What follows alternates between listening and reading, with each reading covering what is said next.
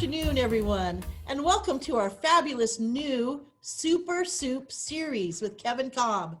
I am so excited about this. We've been trying to do cooking classes forever, or at least 8 years. That's how long I've been here. And Kevin has been a fabulous resource for me when we've talked about cooking and classes and special events, catering. He is the chef extraordinaire, but we will just call him Kevin today. So for lack of further ado, I would like to introduce to you Kevin Cobb with our Super Soup series. Hey, thank you, Dodie.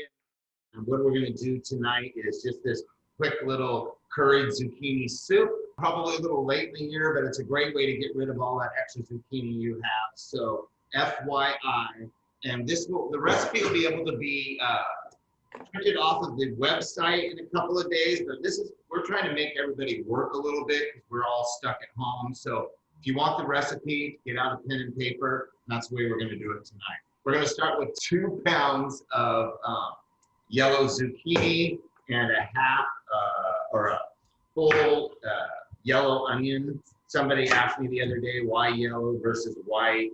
I think yellow tends to be a little more flavorful, especially when you're dealing with zucchini that doesn't have much flavor. So that's the case here. And I'll show you what I'm going to do with all this stuff in just a little bit. This soup is really super easy because we're going to roast the veggies beforehand. So you can just do a rough chop. You don't have, like I said, I'm going to do this full yellow onion.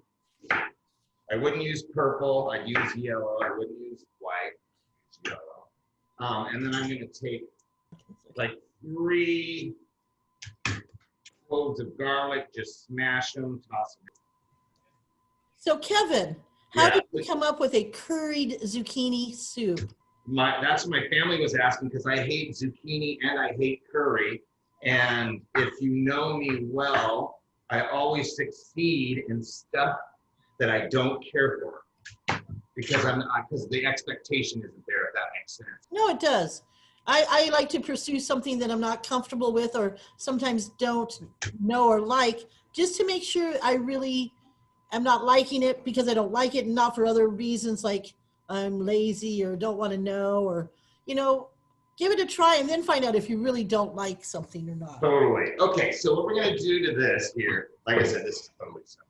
And we're going to have to spend some time talking because this is going to be, so I'm going to just put a couple of tablespoons of olive oil in there, a little salt, a little pepper. I think it's funny that people tend to find soup intimidating, and I actually find them really super easy. So, super easy. So anyway, I'm just going to toss that in here. So right now it's yellow zucchini, a yellow onion. 2 pounds of yellow zucchini, 1 yellow onion, and 3 cloves of garlic. Awesome. I've got my oven preheated at 350. And I'm going to just toss these on the pan. And so FYI, why I'm doing this step here, if I were to make this in the summer, I would not do this. But now that it's almost winter, I will roast these so it really makes them rich and robust and more like the fall. So anyway, we're going to put this in here for 25 minutes. Okay. 20 minutes actually. At what temperature? At 350. Awesome. I got to use my timer, guys. Hold on. Yep. I have to say it's the perfect time of year for soups. I always think of fall and winter as soup season. Yes, definitely. So anyway, guys, I was talking about this stuff. I don't like to throw away anything. So what I will do with all of my little ends of leeks, onions, maybe not the skins, but onions, the zucchini, like I said, tomato ends, all that stuff. And then I would do is I would fill this bag. I'd keep this in the freezer because it's good for 6 months. And I will fill this bag here, and I will actually throw this after it's full, and I keep it in the freezer. I will throw this in a crock pot, add a little salt, add some peppercorns, and obviously water, and let it boil all day and make some of the nicest homemade veggie stock. That's a great And idea. then that doesn't get thrown away. And then you can take the goopy stuff when it's done, and I just throw it in my yard debris. Okay, so now we're at a point where we're going to have questions, or we're going to need to talk because we're waiting for that right there. Well, so I have a few questions, Kevin. Okay, How long have you been in Silverton? 11 years. And what brought you to Silverton? My family. And what have you done since you've been in Silverton? Well, we used to own the wine bar. So when I moved down here, I sold my restaurant in Portland, and Howard needed some help. It was called Howard Hinsdale Cellars back in the day. Howard wanted to move into a little more food rather than just doing cheese plates and all that stuff. But anyway, long story short is that's why I ended up coming down here, and I fell in love with Silverton. Well, Silverton loves you too. So that's awesome. I know you've been involved in several community groups. Rotary, I was with the chamber on the board for many years, kind of put the whole Christmas tree lighting together for like 7 years. I really missed that. They're going to light it up, but there's no. Right. I'm curious to see how it's going to go.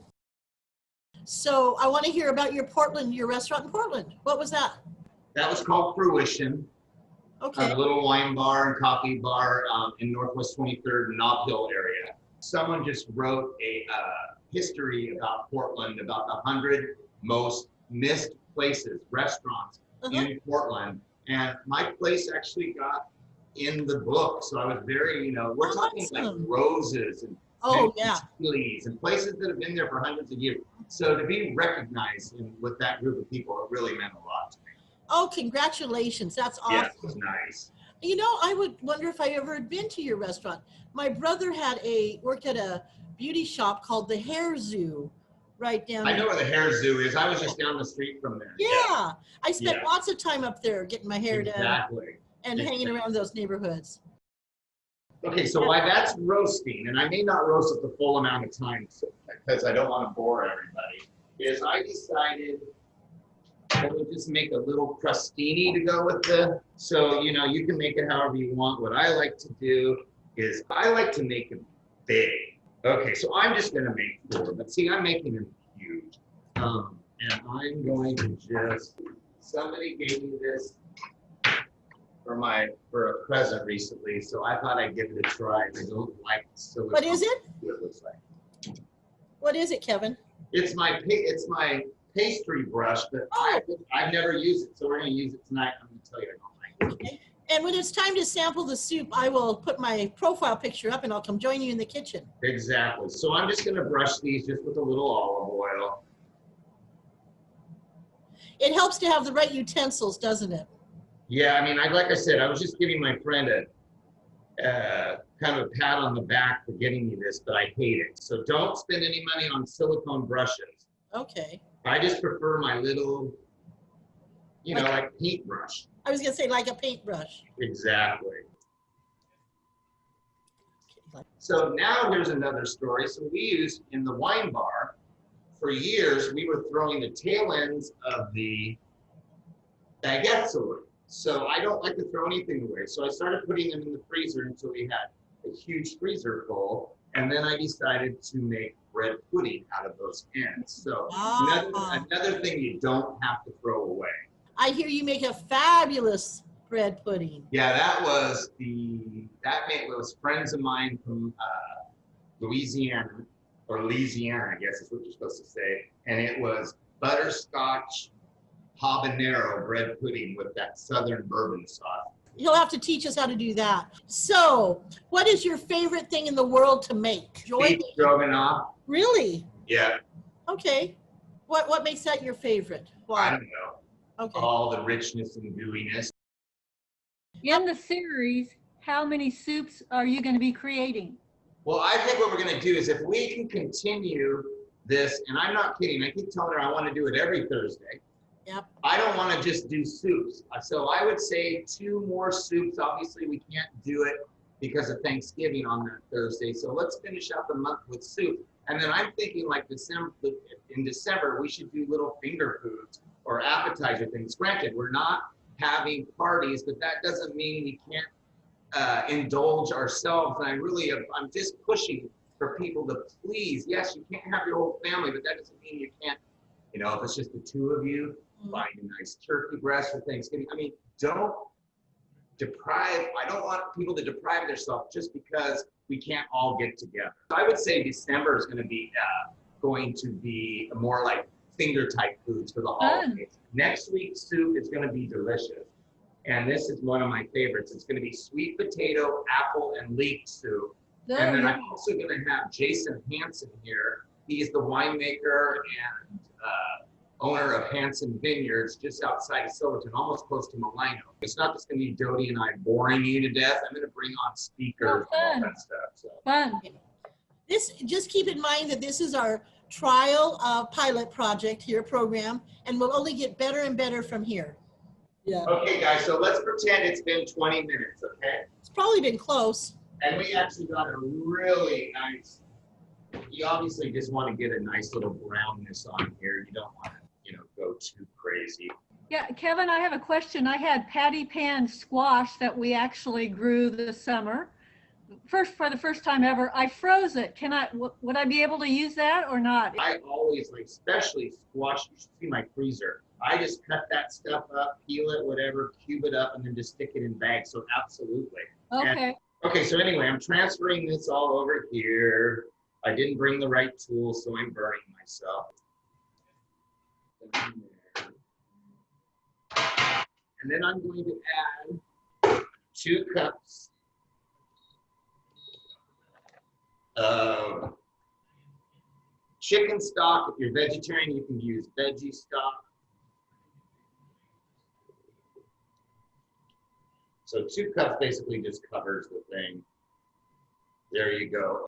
Hey guys, a little trick that I learned, and it's not because I'm gluten-free or whatever, but I am kind of sick of using these, I guess you could use cornstarch, whatever, but I learned something a few years ago, especially in these kind of, where you're using stock.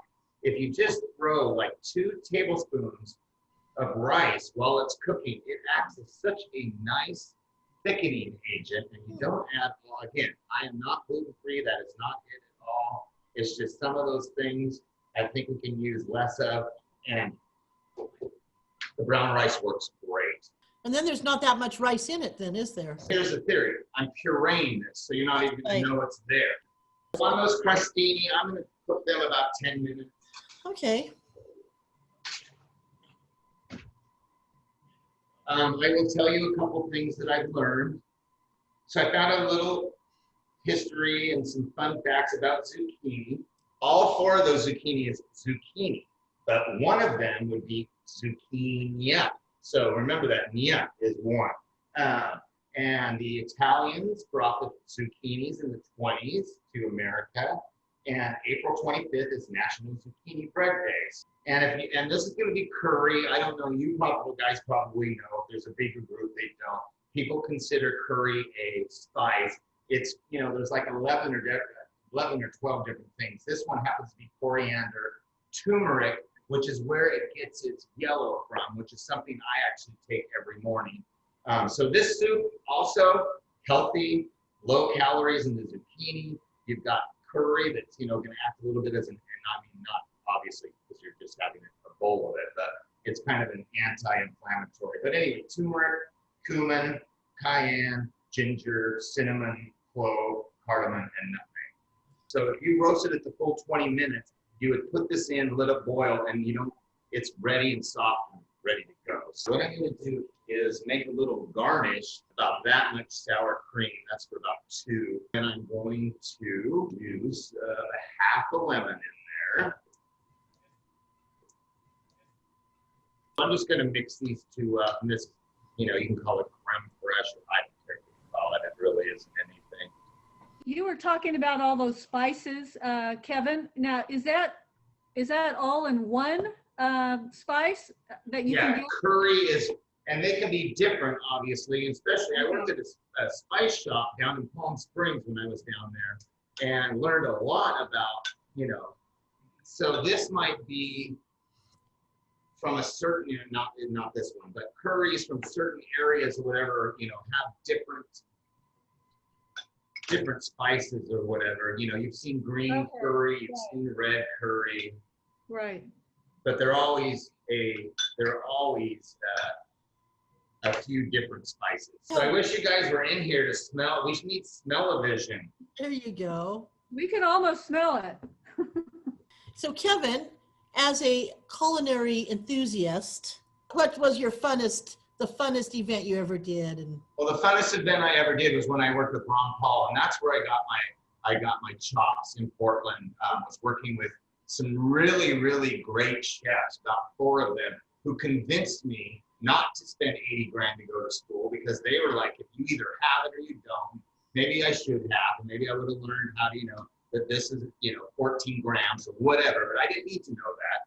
So yeah, working with those guys was really, really, like I said, I was very, very, very lucky. have you always liked cooking when you were even younger as a kid? I grew up, in the kitchen with my grandmother. Yeah. And my mom was a pretty good cook too. She likes to bake. I hate to bake. Mm. When you bake, you have to follow the recipe. And when you cook, you can make it yours. Like this came from a recipe, but I tweaked it into whatever. Yeah, it smells really good in here. I can kind of smell it down here. Well, you probably should. Yeah. Are you going to try some of the soup? Oh yeah. I'll go in there in a few minutes. The best invention is this immersion blender. I mean, I love my Cuisinart. I love a blender, but this keeps everything. So I'm gonna just take this and I'm just gonna blend this up until it's nice and creamy. I love the idea of the appetizers in December too, Kevin. I think it's a great idea. We get invited to parties or little events at home. And being that I'm cooking for 1, maybe 2 people, I think I'm just gonna try to do that. And, like I said, this soup says it's for 4. Well, you can always freeze it. That's been a big topic. Cooking for 1 person has always been a big interest for members. Well, the freezer, believe it or not, is your best friend. And I can't believe I'm saying that, but it really is. So to this, I'm going to add a 1/2 cup of sour cream. So Kevin, did you already put the spices in or not? Nope. Okay. And I salt and peppered the veggies just Right. before they went in there, but I'm a true believer that you add the spice at the end. And then I'm also a true believer is I would make this and I would let it sit in the fridge and I wouldn't eat it till the next day, possibly the second day. Okay. Especially when you're dealing with curry and stuff like that. The flavors have to meld. And I'm gonna add a teaspoon, but I'm probably gonna add a teaspoon and a half. And that's the curry powder, right? Or This is spice? the curry powder, yeah. Okay. And you might want to just, like I said, start with a teaspoon. If you like a little more kick, then add beyond that. I need to whip this up really quick.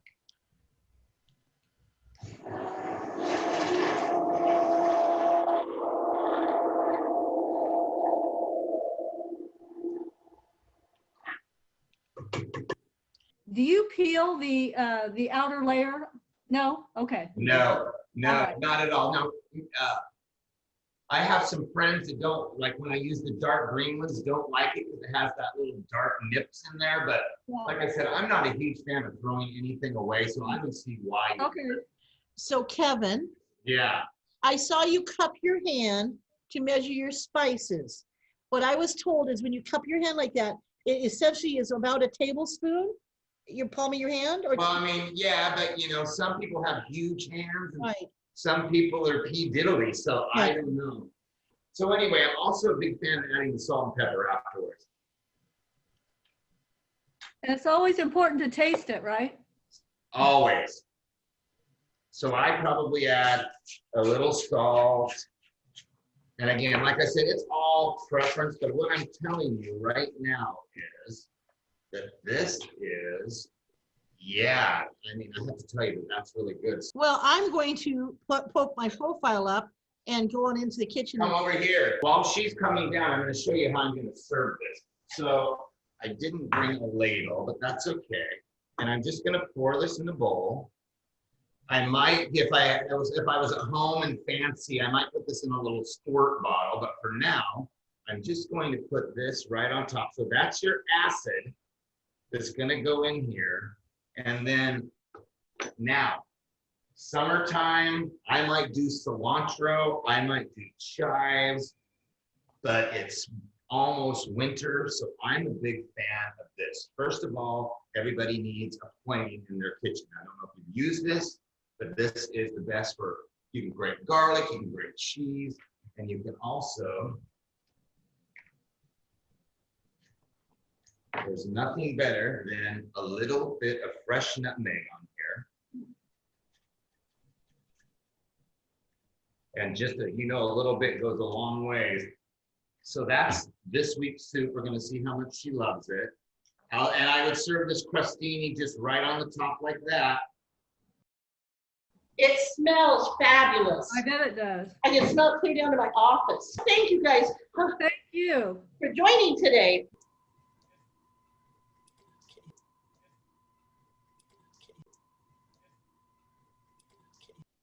This is fabulous. Oh, it's so good.